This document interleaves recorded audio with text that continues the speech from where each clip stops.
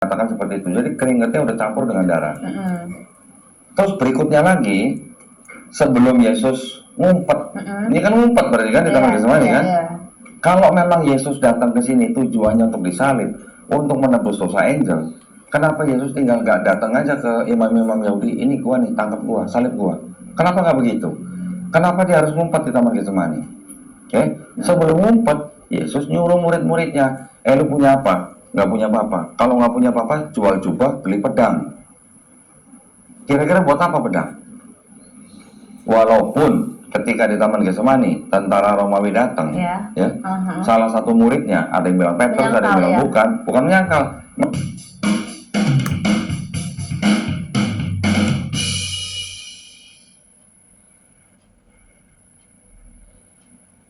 Menggunakan pedang itu untuk memotong telinga penjaga imam, telinganya putus. Tapi sama Yesus diapain? Disembuhkan, ya kan? Tapi kalau kita pikirin, kenapa kok Yesus nyuruh muridnya jual jubah beli pedang? Kira-kira buat apa pedang? Oke, ini aku mau jawab yang soal jadi tanya Yesus itu kayak agak ketakutan itu yang bahas itu. Jadi gini, kan Tuhan dia itu turun ke dunia itu dia menjadi berapa persen manusia? Berapa persen menurut Angel? Aku nggak tahu di Alkitab ya berapa persen, karena aku juga bukan yang baca Alkitab dari Kejadian sampai Wahyu. Aku benar cuman kayak yang baca-baca mau aku baca aja gitu. Yang aku dengar itu, aku pernah nonton juga filmnya Son of God. Jadi dia tuh turun ke dunia itu kan jadi manusia.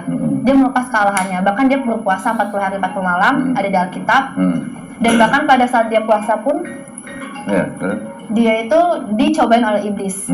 Kan dia bilang, kalau engkau Allah, kau buatlah roti itu menjadi batu. Dan dia bilang, enyalah kau iblis. Enyalah kau iblis. Manusia itu kan nggak hidup dari roti saja, tapi melalui firman dan kebenaran hidup di dalam aku. Akhirnya iblis itu enyah. Terus habis belum, masih diuji lagi sampai ketiga kali. Suruh ngapain? Kalau nggak salah yang kedua itu Yesus itu ada di tebing, dibawa iblis di atas tebing. Terus dia bilang, kalau engkau Tuhan, engkau itu jatuhkanlah dirimu dan panggillah malaikatmu. Bukan tebing, itu bait suci. Jadi atasnya, paling atas bait suci. Itu. Yesus ditaruh di situ, suruh terjun. Kalau kamu benar anak Allah, kamu pasti akan ditolong oleh malaikat. Terus Yesus menjawab, jangan engkau cobain Tuhan Allahmu. Dia bilang kayak gitu. Terus ujian terakhir apa? Ujian terakhir itu lupa. Yesus dibawa sama iblis ke atas gunung paling tinggi. Diperlihatkan semua kerajaan dunia. Benar-benar. Kalau kamu mau menyembah aku berikan semua di kerajaan dunia. Jadi terakhir itu nih aku di-replace lagi ya, aku ingat. Terus setelah itu Yesus jawabnya apa? Enyahlah kau iblis. Aku lupa itu. Enggak ya, saya kasih tahu nih. Enyahlah kau iblis. Engkau harus menyembah Tuhan Allahmu saja. Iya, betul-betul. Yesus kenapa nggak nyuruh nyembah dia? Ke iblis itu bilang. Kenapa nyuruhnya nyembah Tuhan Allah gitu? Karena yang tetap kita percaya itu adalah dia itu jadi manusia itu dia untuk mengajarkan, memberi contoh. Ya intinya kalau untuk memberi contoh aja, kenapa harus Tuhan sendiri yang turun? Kenapa nggak bisa nabi? Nabi apa fungsinya? Betul kan? Kalau cuma memberi contoh nih, berdoanya begini, jam segini, ya kalau berdoa bicaranya begini, Bapa kami di surga dan segala macam, Nabi belum bisa. Kenapa harus Tuhan sendiri yang turun jadi manusia? Itu maksud saya. Karena kalau menurut logika aku ya, Nabi itu kan juga manusia ya. Dan pasti kan namanya manusia itu ya itulah yang aku bilang itu nggak jauh dari dosa. Nabi-nabi pun kan aku nggak tahu sih kisah Nabi berdosa. Aku nggak tahu sih Nabi itu. Kalau di Islam Nabi dosa nggak? Kalau Nabi salah bisa nggak? Bisa. Nabi bisa salah. Bisa. Tapi Nabi berdosa bisa nggak? Kalau Nabinya bisa berdosa, sebelum dipilih sama Tuhan, masa Tuhan nggak tahu bahwa Nabi itu akan berdosa? Ya kan? Nggak make sense gitu. Kalau Tuhan memilih Nabi yang bisa berdosa. Kalau salah bisa karena dia manusia. Tapi kalau dosa atau maksiat nggak mungkin dong. Sebelum Tuhan milih orang ini jadi nabi, kan Allah maha mengetahui. Pasti mengetahui dong. Dia akan tahu nabi ini nanti kan berbuat apa aja kan tahu. Ya kan? Nah sekarang kalau di dalam Bible, Nabi Nuh bisa mabuk anggur, telanjang. Iya. Nabi Harun Nabi nih, Harun kan nabi, bisa bikin patung sapi untuk disembah bangsa Israel. Nabi Daud bisa berzina sama istri panglimanya sendiri, Betseba. Nabi Lot bisa menghamili 2 anak perempuannya sendiri. Nabi Salomo itu bisa musyrik, menyembah Allah lain dari istrinya. Nabi Ayub menyalahkan Tuhan karena dia diuji. Iya betul. Kira-kira nih nabinya yang kurang ajar atau Tuhan yang salah pilih nabi kira-kira? Masa nabi bikin patung untuk disembah? Tuhan mengutus nabi untuk menyembah siapa? Ngasih tahu orang untuk menyembah siapa? Harusnya menyembah Tuhan dong. Iya. Masa yang namanya Salomo nabi juga, masa sampai menyembah Tuhan yang lain? Iya, iya. Ya itu yang nggak make sense di dalam Bible ceritanya. Iya. Okay? Tetapi saya bukan bicara bahwa di dalam Bible itu semuanya salah, enggak. Iya. Ada benarnya. Yang tadi diceritakan sama Angel sebagian besar benar. Tetapi poin saya adalah ketika Yesus diuji sama si iblis, pertama pertanyaan saya gini, iblis itu tahu nggak Yesus itu Tuhan? Kira-kira menurut logika Angel? Kalau menurut logika aku ya, dia tahu dia itu Tuhan. Tahu. Makanya kan dia bilang kalau Tuhan dan Allah, ya dia menguji terus. Bukan Tuhan atau Allah loh. Kalau kamu benar-benar anak Allah. Anak Allah. Nah, Oh ya, anak Allah. Ya, anak Allah, bukan Allah loh. Kalau kira-kira kalau iblis tahu bahwa yang diuji ini adalah Allah, penciptanya iblis sendiri, berani nggak ciptaan menguji penciptanya? Kira-kira? Nggak berani. Nggak berani. Berarti iblis tahu bahwa Yesus itu bukan penciptanya dia dong. Ya. Nah, satu ya poinnya itu. Kedua, ketika iblis nyuruh Yesus untuk menyembah dia, berarti iblis tahu Yesus itu posisinya juga sebenarnya bisa menyembah dia. Karena dia manusia, ya. Dan ketika iblis menyuruh Yesus untuk menyembah iblis dengan imbalan akan memberikan semua kerajaan dunia kepada Yesus, Yesus jawabnya apa? Kamu harus menyembah Tuhan Allahmu saja. Ya. Kenapa Yesus kalau benar Tuhan dia nggak menyuruh iblis menyembah dia? Gitu. Itu 2 pertanyaan yang apa namanya? Yang istilahnya dasar gitu, mendasar gitu, ya. Nanti ketika tadi saya tanya lagi, Yesus tindakan-tindakannya ya dari ayat-ayat di dalam Bible, dia menyuruh muridnya jual-jual beli pedang. Pedang pasti konotasinya adalah buat bertahan. Iya. Betul kan? Untuk berjaga-jaga bertahan. Karena setelah murid-muridnya punya 2 pedang, Yesus bilang sudah cukup, dia ngumpet di Taman Getsemani. Kalau memang benar-benar dia datang mau disalib untuk menebus dosanya Angel, buat apa dia ngumpet di Taman Getsemani? Dia pasti tinggal datang ke Imam Yahudi, ini salib gua aja. Kenapa harus drama gitu maksudnya? Yang aku tahu ya dari Alkitab, dia di Taman Getsemani itu dia berdoa kepada Tuhan untuk tidak disalib. Enggak sih, lebih tepatnya dia berdoa kepada Tuhan kayak dia tahu akan disalib dan dia berdoa. Jadi kan jadi Yesus itu yang salah satunya lagi nih dia datang ke dunia ini kan dia menjadi contoh buat umat manusia. Berarti kita kan sebagai umat Kristen kita disuruh bergaul karib sama Tuhan dalam kondisi apapun kita harus doa atau tanya sama Tuhan kita. Tapi gitu kan. Menurut Angel ini logika lagi.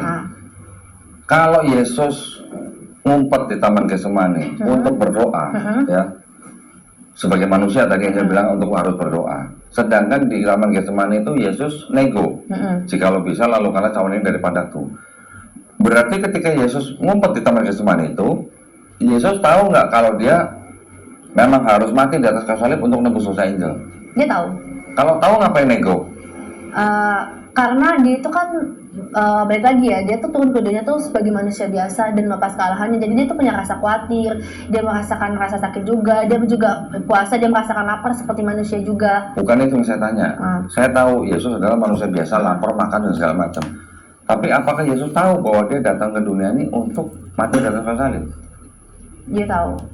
Kalau tahu kenapa dia masih harus berdoa minta-minta gitu loh, ya kan? Nah sekarang ini juga ada pertanyaan pengandaian. Kalau Angel bilang Yesus itu Tuhan, harusnya Tuhan maha tahu nggak? Iya. Harusnya maha tahu.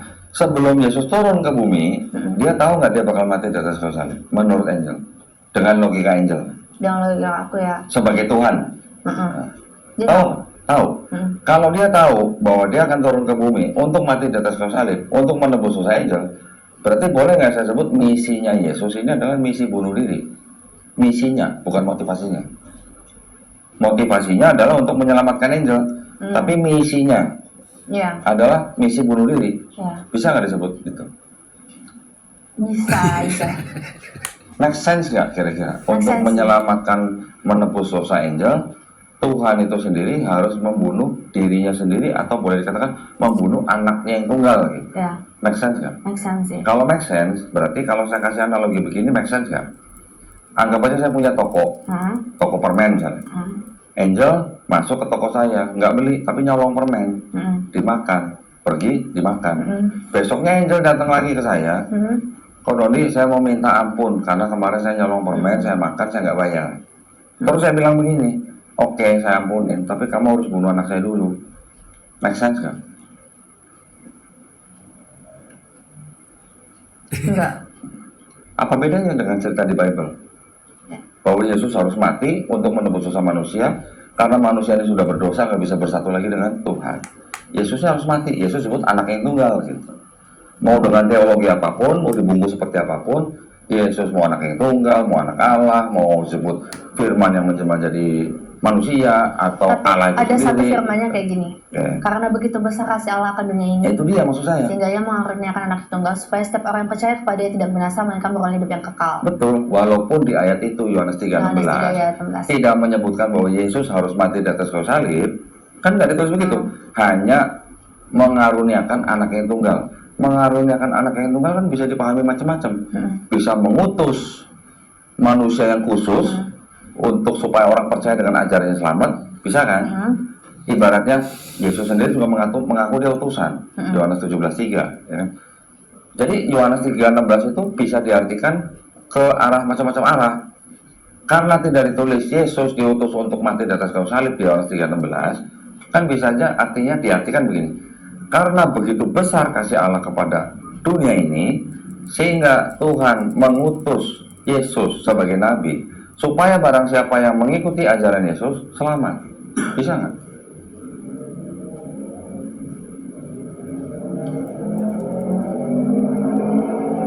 Bisa harusnya, ya kan? Saya juga maunya jujur.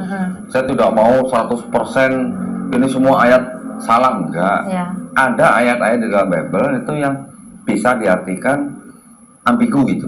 Ambigu itu artinya bisa ditafsirkan begini, bisa ditafsirkan begini, ya. Tapi ketika Yesus ngomong begini di Matius 18 ayat 3, mending kita buka Bible aja ya. Nanti sangkain saya asumsi lagi.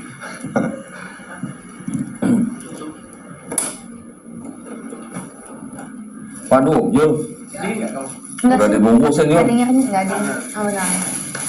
Aku suka. Karena dia tahu tetap. Iya, makanya kataku saya. Oh, bukan.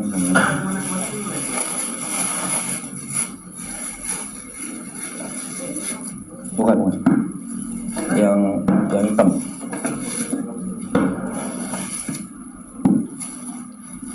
Ini apa namanya? Sakit apa ya, Pak? Tentang apa namanya ya? Mu'alaf ya, teman-teman. Mu'alaf. Bahasa Ibrani ada, Yunani ada. Masalah Aramaik Yesus itu ada. Tuhan atau utusan Tuhan. Saya suka nonton ini ya, namanya Kalau nggak baca sendiri. channelnya Pernah Donitan. baca dari Kejadian sampai Wahyu di Alkitab. Pernah. Dari Kejadian sampai Wahyu. Iya. Pernah. Ketika di Matius 18 dikatakan begini. Bagus Bisa ya baca yang teman-teman. merah. Lalu aku berkata kepadamu, sesungguhnya jika kamu tidak bertobat dan menjadi seperti anak kecil ini, kamu tidak akan masuk ke dalam kerajaan surga. Ini dianggapnya Yesus yang ngomong ya. Iya. Itu Bible LAI TB 1. Sekarang saya ingin ngajak Angel berpikir begini. Ketika Yesus ngomong begitu, dia ngomong kepada murid-muridnya. Berarti kita bisa anggap dia ngomong kepada bangsa Israel. Iya. Kalau lu nggak bertobat dan menjadi seperti anak kecil ini, lu nggak masuk surga. Itu ya kata-katanya kan. Ketika ada orang yang mendengar kata Yesus itu, dia bertobat, terus dia mati sebelum Yesus disalib, orang yang mati itu kira-kira masuk surga, masuk neraka. Apa yang salibin itu? Hah? Sorry gimana? Gini, itu kan Yesus ngomong ke murid-muridnya kan sebelum Yesus disalib. Sebelum Yesus salib Iya. nih. Lu kalau nggak bertobat dan menjadi seperti anak kecil ini, lu nggak akan masuk surga. Terus orang yang mendengar, dia bertobat, terus dia mati sebelum Yesus salib. Orang yang mati itu kira-kira masuk surga, masuk neraka. Bertobat. Dia udah bertobat ya? Bertobat, terus mati. Kira-kira Sebelum orang itu Yesus disalib, sebelum Yesus salib. dia masuk surga. Masuk surga. Kalau dia masuk surga hanya dengan bertobat, perlu nggak Yesus mati di atas kayu salib buat tembus dosa dia? Nggak perlu. Itu dia. Nah, ini sebenarnya aku dulu itu sempat, kan aku dari muslim nih, ex-muslim, masuk ke Kristen, aku murtad gitu kan. Aku sebenarnya banyak banget pertanyaan-pertanyaan aku, bahkan ke pendeta sekalipun hal kayak gini. Bahkan dulu aku sempat mau ateis, karena menurut aku semua agama itu, atau ketuhanan itu nggak masuk logik. Tapi satu pendeta itu jawab sama aku, yang namanya Tuhan, atau ketuhanan, atau kealahan, atau suatu mujizat itu emang nggak bisa dipikirkan oleh ruang dan waktu. Ya. Itu sih yang pendeta itu bilang ke aku kayak gitu. Gini, di dalam sebuah agama pasti harus menggunakan yang namanya iman. Iman, betul. Iman adalah sesuatu yang tidak dilihat tapi dipercayakan. Ya, Tuhan tidak bisa dilihat. Betul. Ya kan? Tapi kita beriman bahwa Tuhan itu ada. Betul. Tapi ketika sebuah agama punya ajaran, kan kita bisa menilai ajaran ini logis atau enggak. Betul. Gitu, ya kan? Saya mengajak Angel berpikir, kalau Yesus sudah bilang ke murid-muridnya atau ke bangsa Israel, kalau lu nggak bertobat, lu nggak masuk surga. Ketika ada orang bertobat, mati, Yesus belum disalib. Apakah orang yang bertobat itu masuk surga, masuk neraka? Kalau dia masuk, Angel tadi jawab dengan nalar sehat. Orang yang bertobat itu ya masuk surga karena dia bertobat sesuai dengan ajaran Yesus. Tapi Yesus belum disalib nih. Tapi kok bisa masuk surga? Berarti Yesus kan sebenarnya nggak perlu disalib. Itu maksudnya. Karena menurut aku firman itu belum digenapin. Tapi firman itu kan adalah kayak, firman itu adalah Allah itu sendiri, kan di Alkitab bilangnya firman itu adalah Allah itu sendiri. Dan Tuhan itu kan Alfa dan Omega, dia tuh awal dan akhir. Jadi menurut aku sebelum Yesus itu disalib, ini menurut logika aku ya.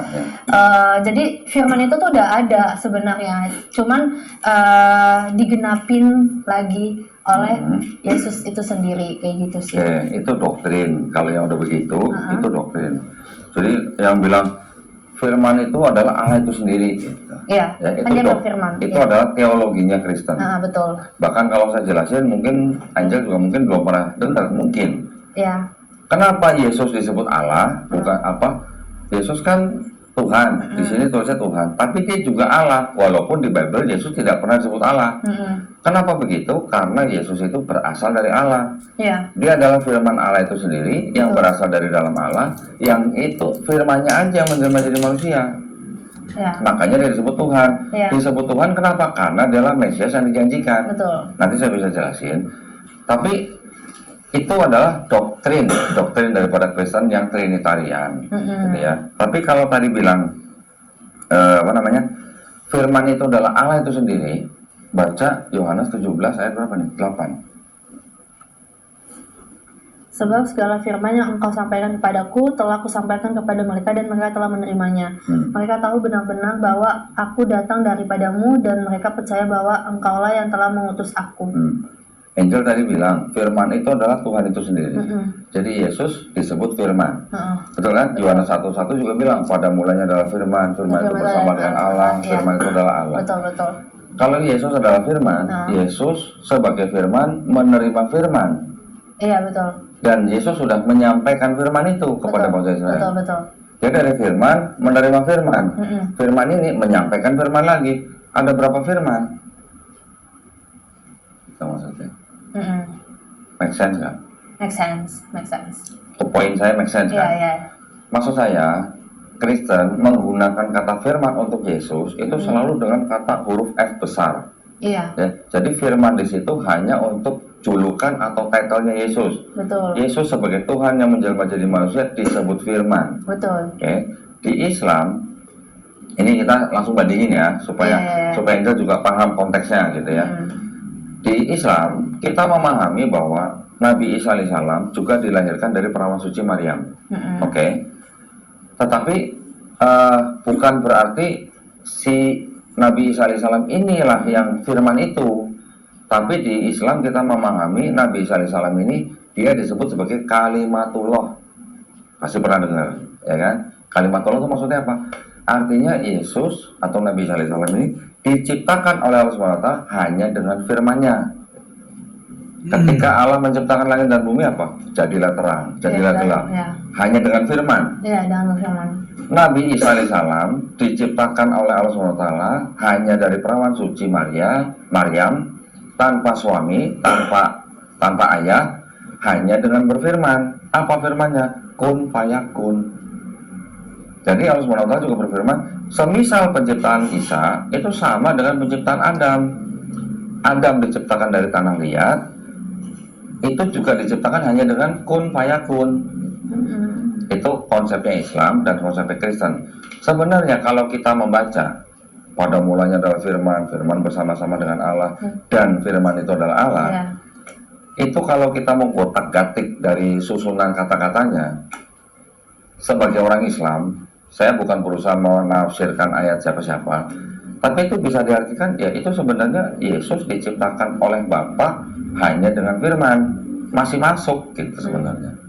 Cuman sama Kristen diartikan firman itulah yang menjelma jadi Yesus.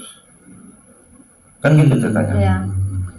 Ketika Maria didatangi oleh malaikat Gabriel, ya kan? Iya. Ceritanya kan? Terus kemudian sehingga Maria hamil. Iya. Pernah kebayang nggak sama angel? Maria itu hamilnya gimana? Diapain sama malaikat Gabriel? Itu satu mukjizat aja sih. Iya, prosesnya gimana gitu? Kan waktu pada saat didatengin malaikat itu, dia kan bilang, berkata-kata si malaikat ini ke si Maryam, kamu akan mengandung seorang putra. Kayak gitu. Yang saya tanya, proses mengandungnya Prosesnya gimana? nggak tahu. Nggak tahu. Kanan juga nggak dituliskan. Iya, di Bible nggak ditulis. Kalau di Quran gimana? Nggak tahu juga gimana sih. Nggak bisa bertemenan ini.